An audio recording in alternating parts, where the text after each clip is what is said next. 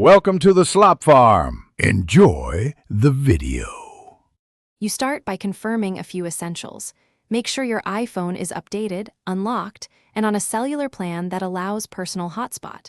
Once done, sign into your Apple ID and open Settings. Next, navigate to General if you need software info, or tap About to confirm device name basics. This matters because the hotspot name defaults to your device name. Now, go back to Settings and locate Personal Hotspot so you can begin renaming and configuring security. You now change the hotspot name by renaming the device. Open Settings, go to General, then About, and tap Name. Type a concise, unique label. Avoid using full personal details. This keeps connections identifiable yet private. Once you save the new device name, return to Settings and open Personal Hotspot.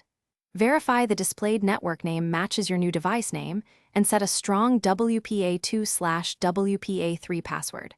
Finally, toggle Allow others to join so other devices can discover and connect.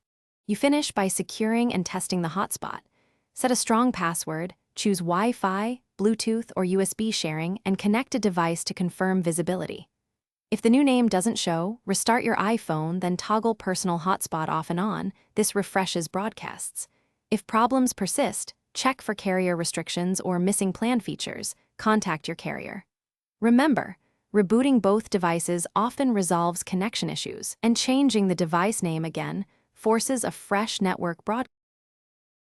Thanks for watching. Consider subscribing if we helped you today.